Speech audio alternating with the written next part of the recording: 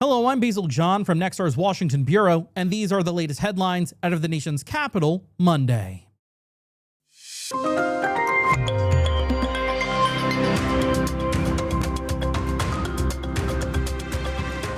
Well, the U.S. is building up its military presence in the Middle East ahead of talks with Iran this week. The discussion will focus on Iran's nuclear program, where there are strong disagreements. On Monday, Iran started to perform military drills in the critical Straits of Hormuz. Washington correspondent Maddie Beertemple reports. This meeting is all about trying to limit Iran's nuclear program. The Trump administration maintains Iran can have no uranium enrichment under any deal. Iran says it won't agree to that. U.S. warships heading to the Middle East and Iranian naval drills happening in a critical waterway for oil. It comes ahead of talks between the U.S. and Iran in Geneva Tuesday. Secretary of State Marco Rubio says the U.S. hopes to strike a deal limiting Iran's nuclear program. The president always prefers peaceful outcomes and negotiated outcomes to things. Some lawmakers, like South Carolina Republican Senator Lindsey Graham, are calling for more than that. The best answer to all the problems created by Iran is regime change. President Trump has threatened to use force against Iran if they don't reach a deal or if the country kills peaceful protesters. House Minority Leader Hakeem Jeffries says any escalation needs to involve Congress. Meanwhile, in Geneva, Iran's foreign minister posted on X, quote, "I am in Geneva with real ideas to achieve a fair and equitable deal. What is not on the table, submission before threats." That foreign minister met Monday with the head of the UN's nuclear watchdog agency. Iran stopped cooperating with that group after its war with Israel last June. Since then, the agency says it's been unable to verify the status of Iran's uranium stockpile as Iran limited access to its nuclear sites. Before last June, Iran was enriching uranium up to 60%, a level that could let the country produce as many as 10 nuclear bombs if it weaponizes the program. In Washington, I'm Maddie Beertemple. Well, thank you so much for that, Maddie. Now, here's more of what Senator Lindsey Graham had to say on this. Graham spoke at a press conference in Tel Aviv as Iran's top diplomat held talks with the UN nuclear watchdog in Geneva, and a day before a second round of negotiations between the U.S. and Iran. He says, quote, "There is risk associated with taking the regime down militarily, but the risk compared to the risk of doing nothing is small." So here's more of what he had to say. The Iranian Ayatollah and his murderous regime are at their weakest point since 1979. Their economy is in shambles. Their military has been degraded. There are people in the streets, Iranian people in the streets, demanding an end to oppression. All these forces are coming together. We must meet the moment. If this regime falls in the coming weeks or months, two things will attribute to it. October the 7th. Without October the 7th, I do not believe this regime would be as weak as it is today. What happened on October the 7th was horrible. It was horrific, and it will be part of the people of Israel's history as long as they're the people of Israel. But your determination out of the ashes of October 7th to give new meaning to never again, to go on the offensive to weaken the Iranian regime and their proxies, is paying dividends. The response of Israel after October 7th to make sure never again was credible has led to the weakest regime in Iran since 1979. The second event, the rise of the people. The people in Iran have gone to the streets without weapons. Maybe 30,000 or more have been killed to demand an end to their oppression. These two events, the bravery of the people of Iran who are saying, "I've had it, I want change," and the response of Israel to October the 7th have led to the potential demise of the Ayatollah. I can't think of a more satisfying event for me personally than see the good people of Iran to be able to get their country back, to live in a place where they didn't have to worry about their daughter being murdered because she didn't wear the headscarf right on a bus, being able to be part of the world, not isolated from the world, being able to embrace the light and not be overshadowed by the darkness. Well, Secretary of State Marco Rubio's visit to Budapest this Monday marked a pivotal moment in the golden age of U.S.-Hungarian relations. Standing alongside Prime Minister Viktor Orban, Rubio emphasized the profound personal bond between the Hungarian leader and President Donald Trump. Now, the high-profile visit culminated in a landmark civilian nuclear agreement aimed at transitioning Hungary away from Russian energy dependence. So under this deal, Hungary is set to become a regional hub for American-made small modular reactors and U.S.-supplied nuclear fuel. Rubio's presence provided a significant political boost for Orban, who faces his toughest re-election challenge in 16 years on April 12th. During the press conference, Rubio was blunt, stating that the close working relationship between the two leaders has been incredibly beneficial to both nations. As Orban trails in recent polls, this strategic partnership underscores the Trump administration's deep commitment to his success on the European stage. So here is some of what Marco Rubio had to say during that conference. We are entering this golden era of relations between our countries, and not simply because of the alignment of our people, but because of the relationship that you have with the President of the United States. I don't think, it is any mystery, and should not be a mystery to anyone here, how the President feels about you, how he interacted with you in his first term as president, and now in his second term as president. That relationship's grown even closer. And it's important to understand how important the relations between leaders are to the relations between countries. We are, at the end of the day, we are still human, we are still people, and that person-to-person connection that you've established with the President has made all the difference in the world in building this relationship and in hopefully growing this relationship even more. President Trump is deeply committed to your success because your success is our success.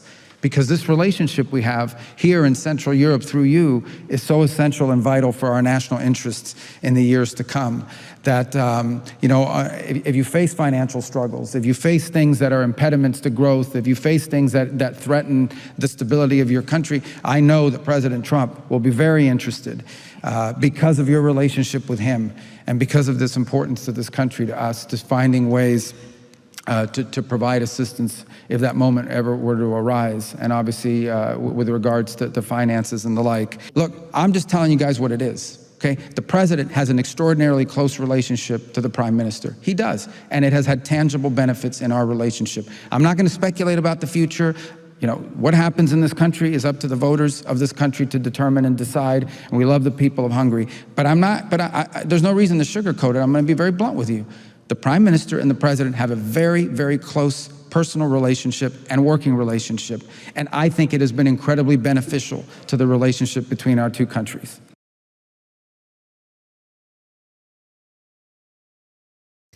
Well, President Trump is hosting governors from across the nation at the White House this week. The annual meeting became a source of conflict after the National Governors Association officials said the president was only planning to include Republican lawmakers at the session. This did cause some pushback afterwards.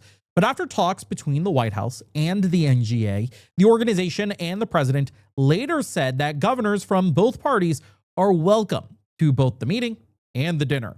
The meetings come as legislative sessions are now underway in most states, and top issues facing lawmakers on the state level this year include AI, data centers, and taxes. Our Margaret Chadbourne reports with the latest details. More than a dozen Democratic governors are set to skip a traditional dinner at the White House this week after a dust-up over the invite list. The black tie affair is part of the National Governors Association annual winter conference in Washington and follows a bipartisan working meeting hosted each year by the president. But this year, President Trump originally planned to exclude all Democratic governors from the business session and said Democratic governors Wes Moore of Maryland and Jared Polis of Colorado would not be invited to the dinner. It's the people's house. It's also the president's home, and so he can invite whomever he wants to dinners and events here at the White House. After plenty of back and forth, President Trump claimed there was a misunderstanding. He blamed the head of the National Governors Association, Oklahoma Governor Kevin Stitt. The NGA is not the right facilitator if it's going to be just not every single governor. President Trump called the Oklahoma governor a rhino, or Republican in name only, and added that he, quote, incorrectly stated his position on the meetings. After the two talked on the phone, all governors received invitations to the business meeting. It's a non-issue, but as the chair of the NGA, I'm excited to to be there, and the president, and we're going to have a business meeting there at the White House with all governors. The governors are in Washington for talks as legislative sessions are now underway in most states. Top issues facing lawmakers at the state level this year include AI, data centers, and taxes. In Washington, Margaret Chadbourne. And when we come back, a look back at DHS funding in that fight and where that could go next.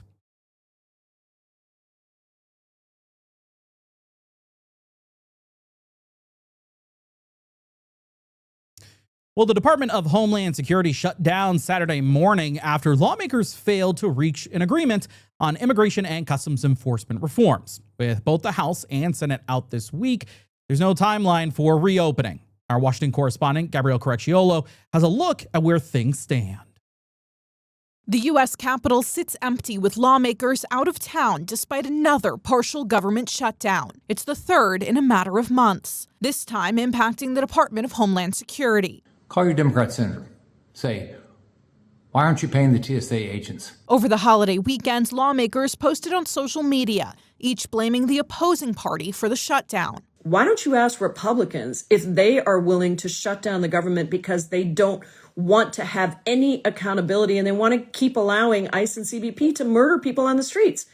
That's the real question you should be asking. The Democrats shutting the government down because they want to unmask ICE agents so they can harass law enforcement.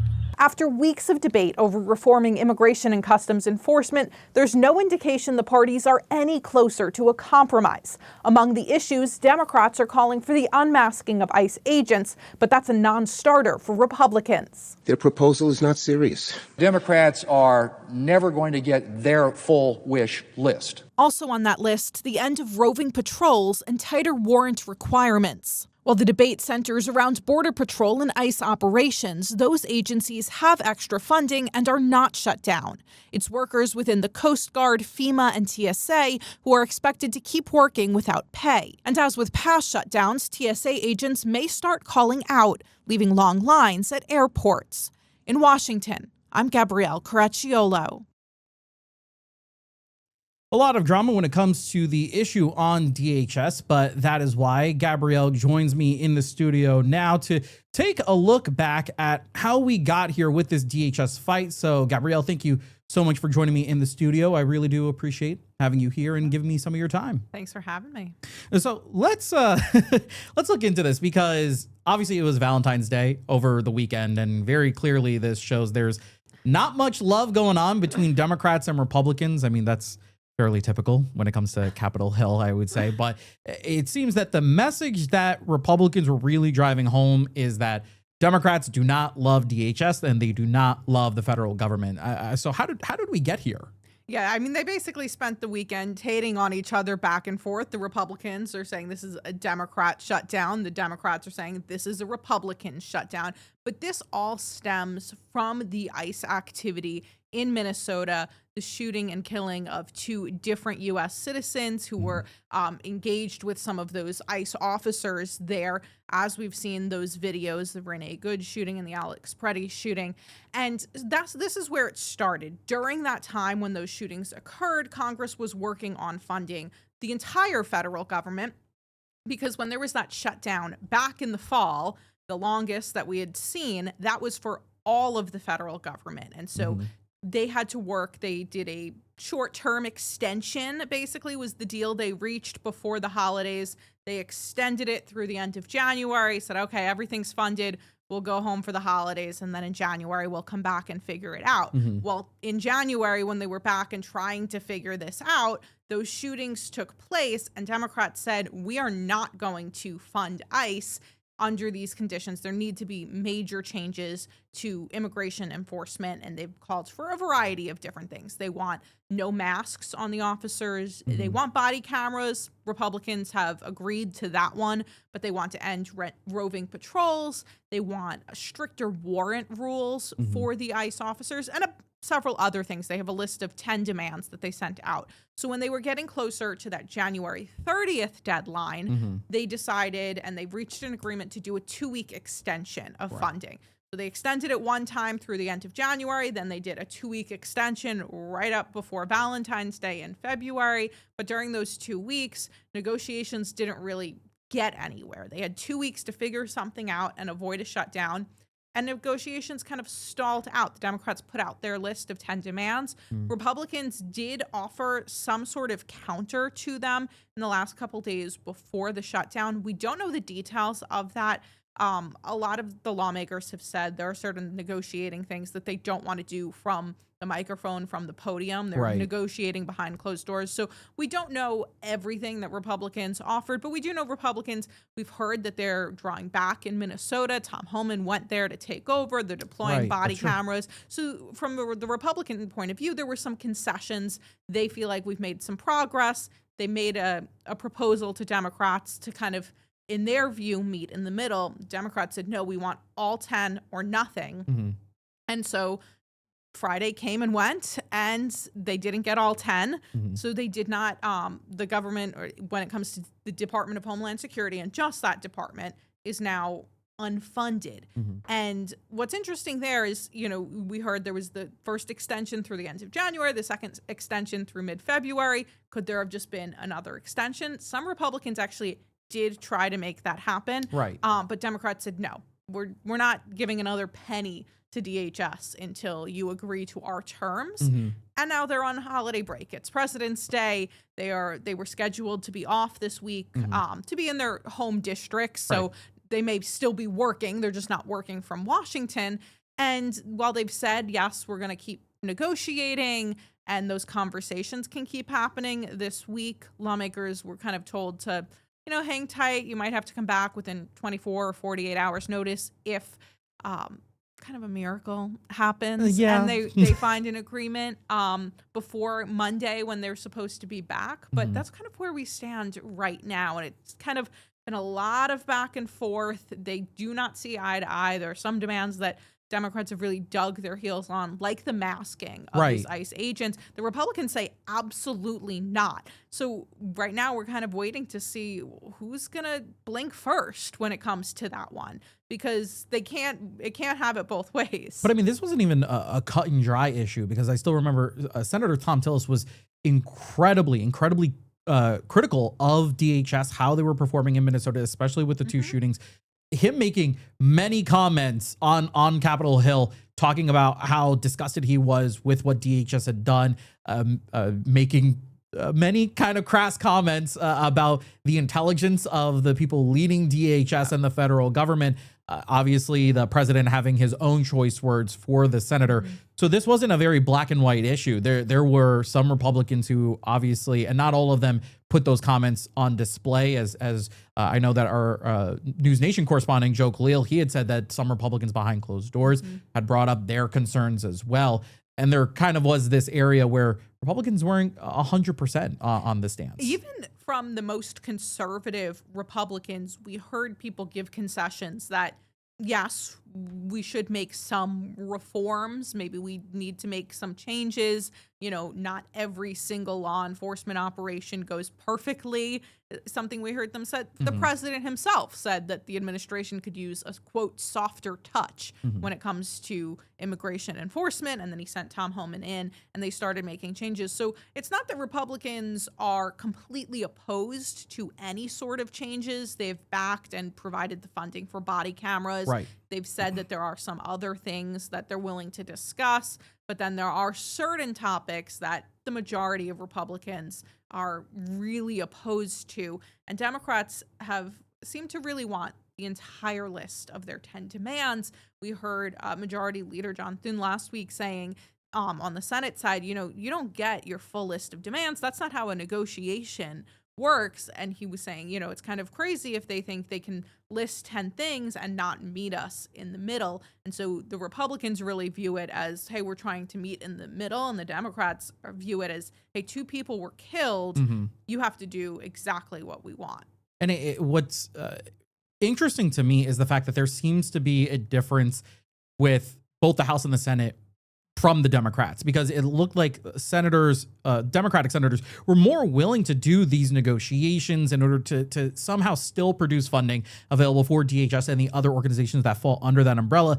But it seemed multiple times that we saw leading up to this, House Minority Leader Hakeem Jeffries was not willing to budge on this, constantly with the same message that he's had for almost every single press conference that he had leading up to the end of last week. He said, House Democrats are united on this front. There is no way we are going to get DHS funding to go through because Republicans are not willing to cooperate on this issue. What do you have to say about I don't even want to say disconnect, but the fact that Senate Democrats are stopping at one point, House Democrats are stopping at another? I think they're closer to the same page now than they were 2 weeks ago.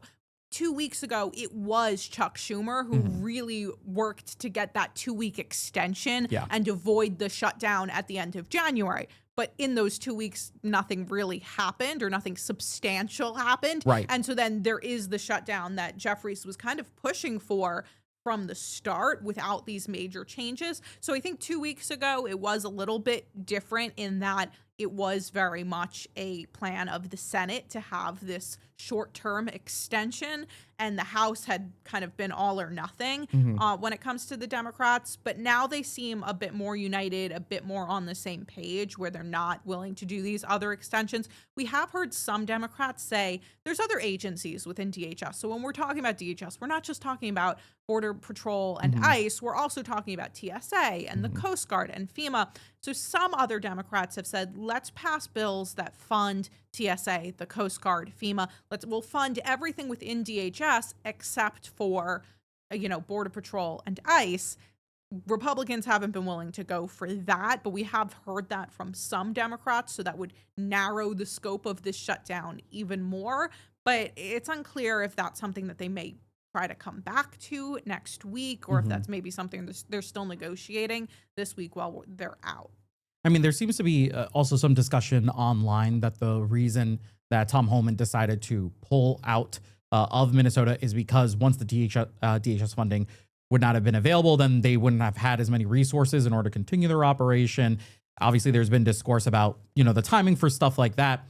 At least going forward, I mean, because of the message that Democrats have sent forward, do you think that this could possibly lead to the federal government and Tom Homan being a little bit more careful when it comes to trying these operations in other states as well? Because we've also heard from other areas of the country. We know in New York City, in Chicago, the mayors there have been incredibly outspoken about not allowing ICE operations to continue to the same extent that they did over in Minnesota. Well, Holman's point is that this is a show of good faith. This is a show of, hey, Republicans are listening and we're willing to work with you. That's why we're kind of scaling this down. We're reassessing.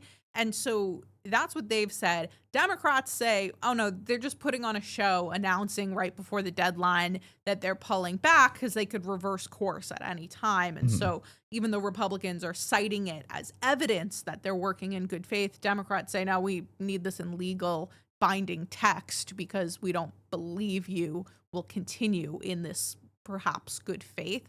What is interesting, though, is that parts of DHS, ICE, and Customs and Border Protection were given extra funding in the so-called Big Beautiful Bill that was passed last summer. Right. So they have this extra kind of slush fund of money that they can tap into and are tapping into right now. Yeah. And they don't have to worry about this funding nearly as much as, say, TSA, FEMA, or even the Coast Guard. The Coast Guard has said, they'll have to defer some maintenance. So some of the things that were scheduled to take place this week won't take place. And then they have to catch up once they do reopen. For all of these essential government workers, they typically get back pay for the days that they work right now unpaid. But the longer this goes on and the more, weeks or days they go without the paycheck that you're expecting, of course, the bigger strain that puts on a person and their family, the people depending on them to take home that paycheck. Because there's only so much. There's only so much. And, if you're going to get paid for your work in February, not until like April, if it were to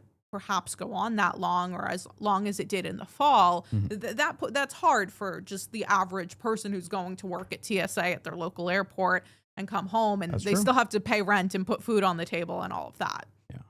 I mean, it's going to be a very, at least at this point, a multifaceted issue. We're going to have to wait till lawmakers come back into town, or if they somehow miraculously come to an agreement while they are away from the Capitol. But Gabrielle, thank you so much for stopping by the studio. I really do appreciate your input on this, and we'll definitely have you again back later this week. Thanks for having me. All right. Well, those are just some of the top stories from our nation's capital Monday. For more news like this, be sure to check out the other videos on this site. From Washington, D.C., I'm Basil John.